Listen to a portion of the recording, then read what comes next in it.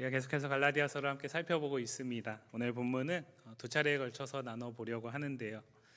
1장 10절 말씀에서 사도 바울이 자신이 사도의 정체성 가운데 또한 그리스도의 종이다라는 사실을 하나님께 좋게 할 것인가 사람에게 좋게 할 것인가의 질문을 던지면서 화두로 끌어왔습니다. 그리고 이 종에 대한 주제는 필연적으로 자유라는 주제와 맞물려 있게 되는데 이것이 갈라디아서 안에서 아주 중요합니다.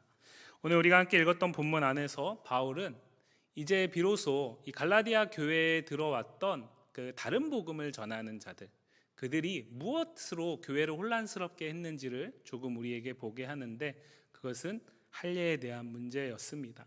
그리고 이 할례에 대한 문제를 이야기하면서 바울은 자유, 그리스도 안에서 복음 안에서 자유라는 주제를 갈라디아서 안에서 우리에게 말하고 있고 그것이 바로 갈라디아 교회 성도들에게 바울이 깨닫게 하고자 하는 것이었다라는 사실을 우리가 주목하게 될 것입니다. 바울은 지금 본문 오늘 우리가 2장 본문을 함께 살펴봤는데요. 앞서 1장 11절부터 자신이 전한 복음이 무엇인지를 변증하는 과정 가운데 있었습니다. 오늘 본문 역시도 그 과정 가운데 있고 그 과정 속에서 예루살렘에 한 번 더 올라갔던 두 번째 예루살렘 방문과 관계된 이야기를 회상하고 끄집어내고 있습니다. 첫 번째 방문은 말 그대로 그냥 차 한잔 하는 그런 방문이었죠. 어떤 구체적인 목적을 가진 것이 아니라 그냥 사적인 그런 방문이었습니다. 그래서 다메섹을 중심으로 아라비아에서 있었던 3년에 비해서 너무나 짧은 보름이라는 시간 동안 첫 번째 예루살렘에서 머물렀던 것을 이야기했었죠. 그를 통해서 사도 바울은 자신이 그 유대인들, 할례를 주장하는 유대인들이 바울의 복음이 예루살렘의 복음에 비하면 뭔가 부족하다, 뭔가 온전치 않다, 왜곡된 복음이다라는 그 주장을 기각시키는데 오히려 역설적인 방법을 통해서 그렇기 때문에 내가 전한 복음은 더 온전한 복음이다라는 사실을 변증했던 것이죠. 그 가운데 오늘 2장 본문이 계속 이어지고 있습니다. 오늘 이 두 번째 방문은 어떠했을까요? 1절과 2절 말씀 한번 같이 읽어보겠습니다. 14년 후에 내가 바나바와 함께 디도를 데리고 다시 예루살렘에 올라갔나니 계시를 따라 올라가 내가 이방 가운데서 전파하는 복음을 그들에게 제시하되 유력한 자들에게 사사로이 한 것은 내가 다름질하는 것이나 다름질한 것이 헛되지 않게 하려 함이라. 바울은 갑작스럽게 오랜 시간이 지나고 나니까 이제는 그 갈라디아 교회와 자신을 공격하는 이 오늘 본문에서는 거짓 형제라고 얘기를 하는데 이들의 공격을 더 이상 감당할 수 없어서 이제는 예루살렘의 힘을 빌기 위해서 예루살렘으로 방문한 것이 아니라 오늘 우리가 함께 읽었던 본문에 보시면 계시를 따라 올라갔다라고 얘기를 하고 있습니다. 이 계시의 내용이 구체적으로 무엇인지는 추정을 할 수는 있지만 오늘 본문에서 정확하게 얘기하지 않고 있고 그렇기 때문에 우리가 이것을 통해서 생각할 수 있는 것은 그 내용이 뭔지는 알 수 없지만 바울이 선택한 것이 아니라 하나님께서 성령께서 바울로 하여금 예루살렘에 방문하도록 이끄셨다라는 사실을 생각할 수 있습니다. 이 두 번째 방문 가운데는 함께한 자들이 있었습니다. 한 사람은 누구죠? 바나바이고요. 또 한 사람은 디도입니다. 바울이 방문을 하려고 생각하다 보니까 마침 그 옆에 바나바가 있고 디도가 있어서 그냥 겸사겸사 같이 가지 않았겠죠. 특별한 이유가 있습니다. 왜 하필 이 두 사람일까요? 먼저 바나바를 생각해 보시면 이 바나바는 성경에서 사도 바울이 우리에게 지금까지도 성경을 통해서 이방인의 사도로서 기억될 수 있게 하는데 혁혁한 공을 세운 사람이고 바나바라는 사람이 없었다면 오늘날의 바울은 없었을지도 모릅니다. 사도행전 9장 26절과 27절 말씀을 보시면 다메섹 도상에서 예수 그리스도를 만난 사도 바울이 자신의 이전에 교회를 핍박했던 그 과오 가운데서 이제는 돌이켜 예수 그리스도께서 계시하신 그 복음을 증거하는 삶을 살아나가는데 과거에 이 사도 바울의 이력이 있다 보니까 이 사도 바울을 믿을 수가 없는 거죠. 예루살렘에 있는 사도들이 또 수없이 많이 흩어져 있는 교회들이 믿을 수가 없는 겁니다. 바울이 와가지고 복음을 전한다고 하면서 오히려 핍박하고 예전처럼 죽이는 행악을 행할까 봐 그 말을 믿을 수가 없는 거죠. 바로 그때에 바나바가 등장합니다. 사도행전 9장 26절과 27절 말씀, 사울이 예루살렘에 가서 제자들을 사귀고자 하나 다 두려워하여 그가 제자됨을 믿지 않았다라고 얘기하죠. 그때에 바나바가 그 사울을 데리고 사도들에게 가서 그가 길에서 어떻게 주를 보았는지와 주께서 그에게 말씀하신 일과 다메섹에서 그가 어떻게 예수의 이름으로 담대히 말하였는지를 전했다라고 성경이 기록하고 있습니다. 다시 말씀드려서 바울이 그의 진심이 의심받을 때에, 바울이 그가 예수 그리스도를 만나고 이제는 회심한 자다라는 사실이 의심받을 때에, 그래서 그 소명을 주어졌음에도 불구하고 감당하기 어려운 순간이 찾아왔을 때에 바나바가 적극적으로 변호함으로써 예루살렘에 있는 사람들이 바나바를 통해서 바나바가 이렇게 변호한다면 우리가 믿을 수 있겠다라고 생각하게 한 사람이 바로 바나바라는 것이죠. 또 사도행전 11장 25절과 26절 말씀을 보시면 예루살렘 교회에서 바나바를 수리아 안디옥 교회로 파송을 하는데, 그 과정 속에서 바나바가 다소에 있는 사도 바울을 데리고 와서 함께 1년 동안 동역하는 과정이 나오고 있습니다. 11장 25, 26절 말씀 보시면 바나바가 사울을 찾으러 다소에 가서 만남에 안디옥에 데리고 와서 둘이 교회에 1년간 모여 있어 큰 무리를 가르쳤고 제자들이 안디옥에서 비로소 그리스도인이라 일컬음을 받게 되었다라고 얘기를 하고 있죠. 바나바는 예루살렘 교회에서 보증하는 사람이었던 것 같아요. 그렇기 때문에 이 바나바가 보증을 한다면 바울을 믿을 수 있다라고 생각할 정도로 바나바는 많은 사람들에게 신망을 받았던 사람인 것 같습니다. 그런데 이 바나바가 그가 수리아 안디옥 교회에 예루살렘 교회에 파송을 받아서 가서 사역을 할 때에 홀로 감당할 수 없을 만큼 사역의 현장 속에서 많은 것들을 보면서 제일 먼저 생각한 사람이 다른 사람이 아니라 사도 바울이었고, 그 바울의 고향인 다소에까지 가서 청해 와가지고 함께 이 안디옥 교회에서 1년간 동역하면서 안디옥 교회가 놀라운 성장과 놀라운 성숙을 이룰 수 있었다라는 거죠. 다시 말씀드려서 바나바는 사도 바울에게 그가 소명을 감당해 나갈 수 있는 자리에 세워주는 변호인의 역할을 했을 뿐만 아니라 그 사역의 지평을 넓혀갈 수 있도록 수리아 안디옥 교회를 통해서 이제 선교사로 파송을 받아서 우리가 사도행전 이후에 나오는 1차, 2차, 3차 전도 여행을 치러 나가게 되잖아요. 그 자리에 설 수 있도록 기꺼이 동역자로서 청해준 사람이 바나바라는 거죠. 두 번째로 디도라는 사람이 있습니다. 이 디도라는 사람은 디도서 1장 4절에 보시면 사도 바울이 디도에게 쓴 편지에서 디도를 이렇게 소개하고 있어요. 같은 믿음을 따라 나의 참 아들 된 디도라고 얘기를 하고 있습니다. 디도는 추측컨대 바울이 전한 복음을 듣고 그 가운데서 회심하여서 이제는 구도자가 아니라 바울과 함께 동역하는 동역자로서 함께하는 자라는 거죠.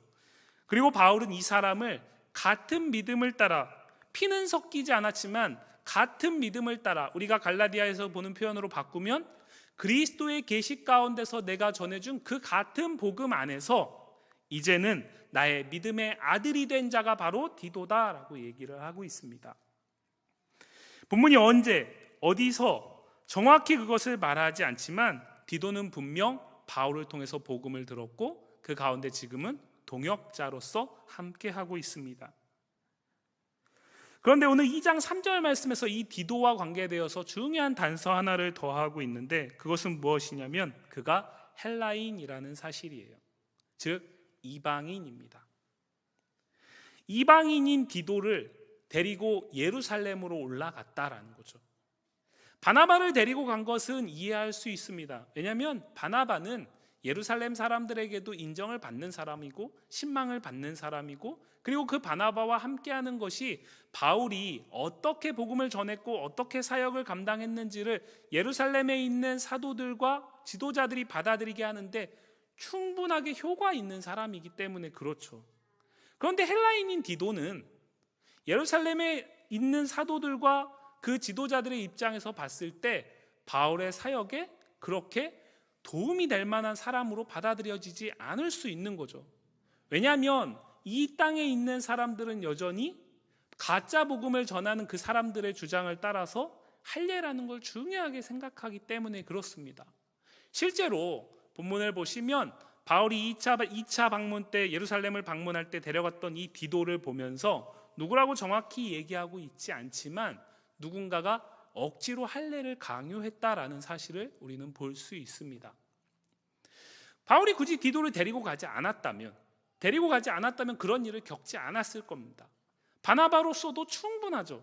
그런데 굳이 디도를 데리고 갔고 그 디도와 함께 했던 예루살렘에서 할례의 문제에 부딪히게 된 거죠. 그때 바울은 어떤 선택을 합니까? 바울은 그때 그 억지로 할례를 강요하는 사람들의 주장을 따르지 않고 정면 돌파를 선택했습니다. 바울은 이 할례 주장의 본산이라고 할 수 있는 예루살렘에서 주눅들지 않습니다. 그리고 이 사건은 같은 문제 가운데 흔들리고 있는 갈라디아 교회 성도들에게는 좋은 모범이 될 수 있는 사건인 거죠. 그래서 바울은 그것을 기억해내서 디도에게 있었던 이 할례와 관계된 일을 오늘 편지에 담고 있습니다. 바울은 이렇게 억지로 할례를 강요한 사람들을 본문 안에서 이렇게 소개하고 있어요. 그들은 가만히 들어온 거짓 형제들이다. 그리스도 예수 안에서 우리가 가진 자유를 엿보기 위해서 들어온 자들이다. 우리를 종으로 삼고자 한 자들이다. 우리가 신천지에 대해서 말을 할 때 이렇게 비슷한 뉘앙스로 이야기를 하잖아요. 건강하고 복음 위에 진리 위에 든든히 서 있는 교회를 가만히 들어와 가지고 내가 집어삼킬 자가 누가 있나 엿보고 살피면서 그것이 딱 체크가 완료되게 되면 그때부터 공격을 해서 여지없이 그 성도를 흔들고 교회를 흔드는 이들이 이 시대의 신천지의 행동이잖아요. 그런데 그 당시에 바울이 목양했던 바울이 지금서 편지를 쓰고 있는 이 갈라디아 교회에 유대인의 할례를 주장하면서 너희의 구원이 불완전하다, 너희의 구원은 왜곡된 것이다 라고 주장했던 이 사람들을 바울은 그렇게 표현을 하고 있어요. 중요한 것은 이들이 우리의 자유를 빼앗아가서 다시 종으로 삼고자 한다라는 이 표현입니다. 바울은 왜 디도에게 억지로 할례를 주장하는 그 사람들의 요청을 따르지 않았을까요? 그것은 오늘 본문에서 보시면 바울에게 그렇게 단순한 문제가 아니었기 때문에 그렇습니다. 그냥 한번 해주고 말지, 좋은 게 좋은 거지라고 넘어갈 수 있는 문제가 아니었기 때문에 그래요. 본문 5절 말씀을 보실까요? 5절 말씀을 보시면 그들에게 우리가 한시도 복종하지 아니하였으니 이는 복음의 진리가 항상 너희 가운데 있게 하려 함이라 라고 얘기하고 있습니다. 바울에게 이 헬라인인 디도에게 억지로 할례를 강요하는 그들의 소리는 선택의 문제가 아니라 진리를 위협하는 행동이었다라는 거예요. 그렇기 때문에 오늘 말하는 것처럼 한시도 나는 복종하지 않았다. 전혀 고민조차 하지 않았다. 왜냐하면 복음의 진리가 항상 너희 가운데 있어야 되기 때문에 그렇다. 자, 그런데 성경의 다른 곳에 바울이 믿음의 아들이라고 얘기하는 또 한 사람이 나옵니다. 그 사람은 디모데라는 사람이에요. 근데 이 사람에게는 바울이 같은 할례의 문제에서 전혀 다른 행동을 취하고 있어요. 이율배반적이라고 할 수 있죠. 모순입니다. 사도행전 16장 3절 말씀을 보시면 이렇게 얘기하고 있어요. 바울이 그를 데리고 떠나고자 할새 그 지역에 있는 유대인으로 말미암아 그를 데려다가 할례를 행하니 이는 그 사람들이 그의 아버지는 헬라인인 줄 다 알미러라 라고 얘기하고 있습니다. 오늘 디도에게는 억지로 할례를 강요하는 사람들에게 단 한순간도 그래 볼까 생각조차 하지 않았던 바울이 디모데에게는 어떻게 하고 있습니까? 자신이 먼저 데려다가 할례를 행하고 있어요. 왜 디도에게는 안 되는 것이 디모데에게는 가능할까요? 디도에게는 자신이 먼저 고민하고 자신이 결정한 것이 아니기 때문에 기분 나빠서 그런 걸까요? 디모데에게는 자신이 먼저 데려다가 할례를 행하고 있잖아요. 주도적으로. 주객의 문제일까요? 아니면 이 지역이 루스드라이고 디도가 있는 지역은 예루살렘이기 때문에 그렇겠습니까? 그렇지 않습니다. 이것은 표면적으로 보기에는 이해되지 않고 모순적으로 보이지만 오늘 디모데에게 할례를 행한 이유는 분명합니다. 그것은 무엇이냐면 그 지역에 있는 유대인으로 말미암아 그를 데려다가 할례를 행했어요. 왜냐하면 디모데는 아버지는 헬라인이지만 어머니는 유대인이기 때문에 그렇습니다. 어머니는 유대인인 이 디모데가 앞으로 이제 사도 바울과 함께 동역하는 과정 속에서 할례 받지 않았다라는 사실 때문에 교회의 유익이 해쳐질 수 있으니까요. 바울에게 이 문제는 디모데에게 있어서는 진리의 문제가 아니라 선택의 문제인 것입니다. 왜요? 그것은 그 상황 속에서 복음의 진보를 위해서 바울이 선택한 것입니다. 괜한 시비거리를 만들지 않는 거죠. 그러나 예루살렘의 디도는 다릅니다. 왜냐하면 억지로 강요를 요구하는 거짓 형제들에게 이 할례를 행한다는 것은 그들은 진리의 문제로 여기고 있는 거죠. 그러니까 이것을 바울이 그들의 요청을 따라서 행하게 되면 진리가 무너지게 되는 거예요. 바울에게 이 할례의 문제는 어떤 때에는 선택의 문제이고, 그러나 지금 예루살렘에서는 선택의 문제가 아닌 진리의 문제라는 거죠. 진리의 문제일 때는 타협할 수 없는 겁니다. 그러나 디모데와 관계돼서는 선택의 문제이고, 그 선택을 통해서 결국에는 하나님의 교회가 더 유익하고 하나님의 교회가 더 번성할 수 있기 때문에 먼저 데려다가 할례를 행하는 거예요. 16장 3절 이하의 4절과 5절 말씀을 보시면 실제로 사도행전 16장에서는 이 일을 행한 이후에 여러 교회가 믿음이 더 굳건해지고 수가 날마다 늘어갔다라는 긍정적인 결과가 있었다라고 기록하고 있습니다. 그러나 디도에게는 다른 문제인 거죠. 그렇기 때문에 문제거리가 될 수 있는 디도를 데리고 예루살렘으로 올라갔지만 계시를 따라서 올라감으로써 그 디도에게 예루살렘에 있는 사람들과 할례의 문제가 부딪혔고 그 가운데서 타협하지 않고 복음의 진리를 고수한 이 경험은 지금 갈라디아 교회 성도들이 겪고 있는 문제 가운데서 정확한 모범 답안인 거죠. 왜요? 갈라디아 교회들 성도들 역시도 그들은 이방인이고 바울이 전한 예수 그리스도로 충분한 복음 가운데서 구원을 얻었고 그 안에서 율법에 더 이상 매이지 않고 자유함을 누리고 있기 때문에 그렇습니다. 그런데 그로부터 벗어나서 다시 할례를 받는다면 스스로 자유를 버리고 종이 되기를 자처하는 것이 되기 때문에 그렇습니다. 바울에게 이 문제는 상황 논리의 문제일 수 있다라는 거죠. 유대인들에겐 이것이 진리의 문제이지만 복음 안에서 이것은 상황의 문제인 것입니다. 그래서 무할례가 옳다, 할례가 틀리다 이렇게 말할 수 없는 거죠.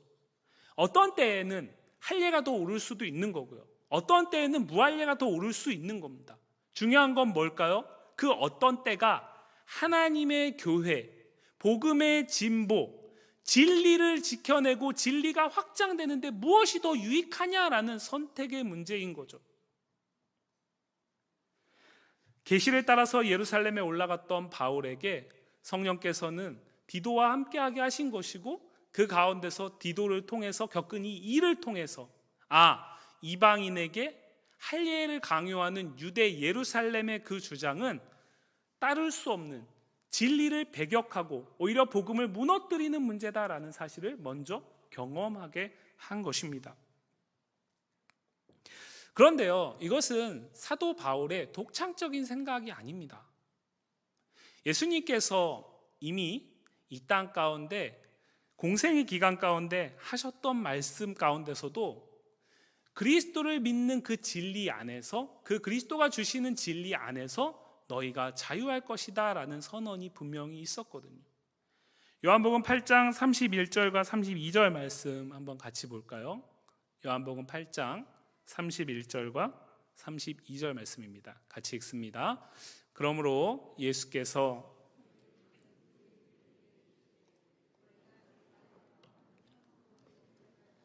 진리를 알지니 진리가 너희를 자유롭게 하리라. 요한복음에 나오는 유대인들은 대부분 예수님을 배격하고 대적하는 사람들로 그려져 있는데, 오늘 본문 안에서는 요한복음 8장에서는 그 가운데서 예수를 믿은 자들에게 지금 예수님이 말씀하고 계세요. 즉 유대인 가운데서 제자된 자들이라고도 할 수 있습니다. 그들에게 뭐라고 말씀하십니까? 너희가 내 말에 거하면 참으로 내 제자가 되고 진리를 알 텐데 그 진리가 너희를 자유롭게 할 것이다 라고 얘기를 하고 있습니다. 자, 이 말을 듣는 유대인들은 지금 어떤 상황 가운데 있냐면 로마 황제의 통치를 받는 식민지 상황 가운데 있습니다. 끌려가서 종으로 살고 있지는 않지만 엄연히 이 땅은 지금 로마 황제의 속주에 속해 있습니다. 로마 황제의 결정에 따라서 이들의 운명은 바뀔 수 있습니다. 그로 인해서 수없이 많은 불이익이 있고요. 그래서 메시아를 기다렸던 이 당시의 사람들은 그 황제로부터 실제적인 자유함을 줄 메시아를 기다렸습니다.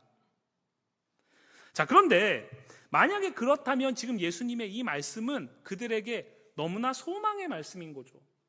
진리를 알게 될 것이고 이제는 너희가 더 이상 노예되지 않고 자유케 될 것이다 라고 얘기를 하는 거니까요.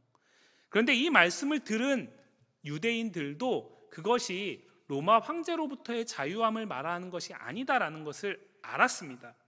그래서 이들이 이렇게 반문해요. 우리는 아브라함의 자손인데, 우리는 하나님의 특별한 선택받은 자들인데, 한 번도 그래서 우리는 종이라고 생각해 본 적이 없는데 이미 자유하다라는 거죠. 그런데 어찌 우리가 자유할 것이다 라고 얘기를 하냐라고 반문을 해요. 그리고 거기에 대해서 예수님이 이렇게 말씀하십니다. 예수님이 오늘 진리를 알지니 너희가 자유케 할 것이다, 자유케 될 것이다 라는 그 진리가 무엇인지 8장 34절 이하에서 말씀하시는데, 예수께서 대답하시되 진실로 진실로 너희에게 이르노니, 요한복음 안에서 진실로 진실로라는 이 표현은 강력한 강조를 얘기를 하죠. 너희에게 이르노니 죄를 범하는 자마다 죄의 종이라. 예수님은 지금 실제적인 이 식민지 상황 속에 있는 걸 얘기하는 것도 아니고 율법에 속해 있는 그 안에서 너희가 지금 스스로 자유하다라고 얘기하는데 그것이 너희의 잘못이다라고 얘기를 하는 거예요. 왜냐? 너희는 죄의 종이라는 거죠. 그런데 그 죄의 종된 자들마다 영원히 집에 거할 수 없고, 누구는 거할 수 있냐면 아들은 영원히 거할 수 있습니다. 그러므로 아들이 너희를 자유롭게 할 때에만 너희가 참으로 자유로우리라 라고 말씀을 하세요.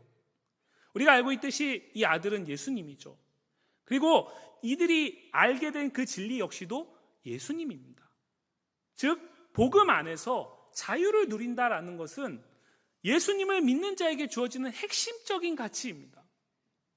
왜요? 우리는 더 이상 그 가운데서 죄의 노예가 아니거든요. 우리는 더 이상 그 가운데서 죄의 종이 아닙니다. 예수님을 알았고 아들이신 예수님 때문에 흑암의 권세에서 아들의 나라로 옮겨진 자들이고, 어둠 가운데서 빛으로 나아가는 자들이고, 그리고 그 가운데서 더 이상 노예 상태에서 매여 있지 않고 율법에 더 이상 매이지 않고 이제는 자유케 된 자들이다라는 거죠. 바울이 전한 복음은 바로 이 예수님의 복음을 그 상황 가운데서, 오늘 율법이 할례의 문제를 이 상황 가운데서 적용시키고 있는 거예요. 갈라디아 교회들에게 전한 복음은 다른 것이 아닙니다. 바로 이것입니다. 죄의 종되었던 너희가 아들을 통해서만 자유케 될 수 있는데, 그 아들이 너희를 위해서 십자가에서 너희의 모든 죄를 대신 짊어지셨고, 그 대속의 은혜 가운데서 다시 사흘 만에 부활하심으로써 우리에게 산 소망이 되신 분이 바로 예수님이다라는 사실을 바울은 복음 가운데 전했던 거죠. 가감없이 전했습니다. 그 복음을 듣고 이제는 자유케 된 자들이 갈라디아 교회 성도들인데, 그들이 다시 할례를 받는다라는 것은 선택의 문제가 아니라 스스로 자유를 버리고 종이 되기를 자처하는 어리석은 행동이 되는 거죠. 그렇기 때문에 바울은 지금 갈라디아 교회 성도들에게 이 편지를 통해서, 디도의 사례를 통해서 얘기하는 것입니다. 복음 안에서 너희에게 주어진 그 자유를 누리려고 해야지 왜 그 자유를 포기하고 스스로 율법의 멍에를 짊어지는 선택을 하냐라는 거죠. 본문은 우리에게 두 가지 정도를 생각하게 합니다. 왜냐하면 지금 우리는 복음 안에서 자유한 자들이기 때문에 누구도 우리에게 할례를 더 이상 강요하지 않습니다. 그렇다면 이 말씀은 이 말씀의 거울에 우리는 어떻게 비춰볼 수 있을까요? 중간에 말씀드렸듯이 바울에게 할례의 문제는 옳고 그름의 문제가 아닙니다. 바울에게 할례의 문제는 상황의 문제예요. 그래서 어떤 때에는 복음의 진보와 교회의 유익을 위해서 할례를 디모데처럼 주도적으로 선택하는 겁니다. 그러나 디도의 경우처럼 절대로 행하지 않는 거예요. 왜요? 이때에는 할례를 행함으로써 교회에 유익이 있지만 디도의 경우에는 할례를 행하게 되면은 교회의 근간이 되는 복음이 무너져 버리니까요. 즉 진리와 비진리의 문제 가운데서 무엇이 중요한 것인지를 옳게 판단하는 것이 아주 중요합니다. 우리가 예수를 믿는 믿음 안에서 우리에게 주어진 성경을 가지고 하루하루의 삶을 살아갑니다. 우리는 오늘도 삶의 예배의 자리에 서게 되죠. 그때 성경이 우리에게 우로 가라 좌로 가라 구체적으로 말하지 않습니다. 이러한 문제 가운데서 이렇게 선택해야 된다라고 성경이 구절이 딱 답을 주지 않죠. 결국 판단과 결정은 우리가 하는 겁니다. 그런데 그 판단과 결정의 기준이 무엇이 되어야 되냐라는 거죠. 진리의 문제가 아닌 것에서는 그 판단과 결정의 기준이, 세상에서는 죄 가운데 여전히 죄에 노예된 자들은 자기의 유익과 자기의 욕망을 따라 선택을 하지만 그리스도 안에서 자유한 우리는 이제는 그 자유함을 가지고 복음의 유익이 되는 선택을 하는 거죠. 그래서 그것이 억지로 종과 노예와 같이 선택하는 것이 아니라 그 복음 안에서 내가 자발적으로, 내가 자원하는 마음으로, 내가 기쁨과 감사를 가지고 선택해 나아가는 겁니다. 그렇기 때문에 진리의 문제에 대해서는 타협할 수 없지만 비진리의 문제에 대해서는 더욱더 숙고하고 결정해서 하나님의 뜻이 나를 통해서, 우리를 통해서 이루어질 수 있도록 간구하며 나아가야 된다라는 것입니다. 그런데 우리가 예배자로서, 그리스도인으로서 살아가는 세상 속에서 우리는 실제적으로 진리의 문제가 아닌 것을 마치 진리인 것처럼, 오늘 유대의 이 거짓 형제들이라고 말하는 이들이 할례의 문제가 진리의 문제가 아닌데 그들의 수없이 많은 전통과 관습을 따라서 그것이 마치 진리인 것처럼, 그래서 다른 사람들에게 그것을 억지로 강요하고 그렇지 않으면 정죄하고 뭔가 부족하다라고 얘기하는 이런 모습이 오늘 이 시대를 살아가는 그리스도인 된 우리에게는 혹 있지 않냐라는 거죠. 우리에게 진리는 분명하고 선명합니다. 그 진리 때문에 어떤 문제가 생기지는 않습니다. 그런데 우리가 수없이 많이 겪게 되는 문제들, 그리고 시험에 드는 문제들을 보면 결국에 그것은 다 비진리의 문제입니다. 비진리의 문제를 마치 진리인 것처럼, 그것을 억지로 강요하고 그렇지 않으면 뭔가 부족한 것처럼 판단하고 정죄해 나갈 때에 시험에 들기도 하고 결국에 그것이 교회의 유익에 전혀 도움이 안 되는 거죠. 그래서 우리가 그리스도 안에서, 복음 안에서 자유함을 누리고 있다면 우리는 진리에 대해서는 이만큼도 한시도 틈을 허용해서는 안 되지만 비진리의 문제에 대해서는 유연해야 합니다.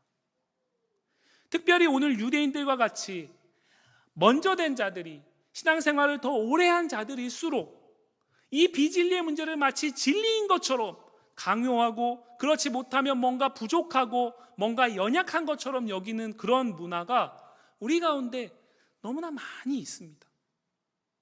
제가 이번 주에 이 설교를 준비하면서 이제 막 사역을 시작하신 한 전도사님과 자신이 맡은 유치부 부서에 대해서 이야기를 나눌 기회가 있었어요. 전화로. 근데 그분이 처음 사역을 이제 저보다 나이는 조금 많습니다. 나아갔는데 첫 부서를 가서 인사를 드리고 예배를 드리고 왔는데 마음이 너무 아프다는 거예요. 왜 그러시냐고 물어봤어요. 그랬더니 자기가 이제 갔는데 이제 우리 교회처럼 뭐 영아부, 유치부 이렇게 나눠져 있지 않고 7세 미만이 한 해로 묶여져 있었나 봐요. 이제 막 말을 하기 시작한 갓난 아이부터 그래도 아직 학교를 가지 않은 아이들이 섞여 있는데 그 가운데서 사역자가 한동안 없었으니까요. 이제 60세가 조금 넘으신 권사님이신 것 같은데, 이 권사님이 어른들이 예배하는 방식으로 아이들과 예배를 하고 있는 거예요. 어른들이 예배하는 방식으로. 자신이 은혜 받는 방식대로 아이들에게 예배를 강요하는 겁니다. 아이들은 어떻게 예배를 해야 되죠? 우리 교회 유치부와 영화부에서 하는 것처럼 진리를 우리가 전하지만 그 진리를 아이들의 눈높이에 맞게 전해야 되죠. 아이들이 할 수 있는 찬양을 가지고 아이들의 입술을 고백을 통해서 기쁨으로 찬양을 할 수 있게 도와야 하죠. 그런데 그런 것이 전혀 없는 거예요. 그저 부장 권사님의 의도에 따라서 예배가 움직이고 있는 거예요. 아이들의 모습을 보니까 이게 뭔지도 모르겠고 전혀 기쁨도 없습니다. 근데 부장 권사님이 보기에도 그랬겠죠? 그러니까 막 아이들에게 화도 내고 따라오지 못하니까 너무나 막 힘들게 하는 거예요. 그 권사님은 자신이 할 수 있는 걸 하고 있는 겁니다. 자신이 그렇게 은혜를 받았고 자신이 그렇게 자기의 자녀들을 키워나갔을 수도 있습니다. 그리고 과거에는 그게 됐을지도 모릅니다. 그러나 그게 진리의 문제입니까? 진리의 문제가 아니죠. 진리를 비진리 안에 담아내는 게 아주 중요합니다. 진리를, 비진리를 진리인 것처럼 앞세우지 않고 진리 때문에 상황에서 더 효과적인 방법들을 찾아가는 지혜가 필요합니다. 그래서 어떻게 하면 교회의 유익이 될까? 어떻게 하면 하나님께 영광이 될까? 그것을 선택해 나가는 거죠. 우리가 얼마 전에 대선을 마무리했습니다. 한국교회 성도들 안에서 정말 진리가 아닌데 진리인 것처럼 양쪽으로 쫙 나눠져 있잖아요. 그것이 교회의 유익이 있습니까? 그것이 성도된 나의 신앙의 성숙의 유익이 있나요? 그것이 그리스도 안에서 자유함을 누리는 내 삶 속에 유익이 있습니까? 없습니다. 그렇기 때문에 우리는 진리, 비진리를 정확하게 분별하고 진리가 아닌 것에서는 유연해야 됩니다. 특히 연약한 자들, 이제 막 신앙생활을 시작한 자들이 교회에는 함께하고 있잖아요. 우리는 진리는 똑같은 한 복음 안에 서 있지만 다른 모든 것은 너무나 다양해요. 그렇기 때문에 이 다양함 가운데서 갈등이 일어나고 분열이 일어날 수 있는 소지가 너무나 많은 거죠. 그렇기 때문에 더 진리를 앞세우면서 하나 될 수 있어야 되는 거예요. 그러려면 비진리를 정확하게 분별하고 그것을 연약함으로 품고 유연하게 받아들일 수 있어야 되는 겁니다. 어느 교회에 가면 우리 교회는 그렇지 않지만 어느 교회에 가면 어느 정도 생활 수준이 되지 않는 분들은 교회에 들어올 수도 없는 교회들도 있습니다. 제가 가보진 않았지만 서울 강남에 가면 의사들만 다니는 교회도 있다라 그래요. 교회는 그런 곳이 아니잖아요. 많은 사람들이, 모든 사람들이 다 올 수 있는 곳이죠. 그런데 그 모든 사람들이 생각이 다 같아서요? 아니죠. 생각이 다르고 삶의 양식이 다르지만 진리가 같기 때문에 그 진리 안에서 한 몸을 이루는 거죠. 오늘 갈라디아서 말씀은 그리스도 안에 있는 자유함을 가진 우리가 진리의 문제와 비진리의 문제를 어떻게 받아들여야 하는지를 분명하게 이야기하고 있습니다. 사랑하는 성도 여러분, 오늘 말씀의 거울에 비추어 내가 붙들고 있는 진리가 정말 성경이 말하는 그 진리인지, 내가 정말 신주단지 모시듯이 붙들고 있는 그 진리가 성경에서 절대로 타협할 수 없는 그 진리인지, 아니면 내가 오랫동안 신앙생활하면서 내 나름대로 세워놓은 내가 생각하는 진리인지 고민하실 수 있길 바랍니다.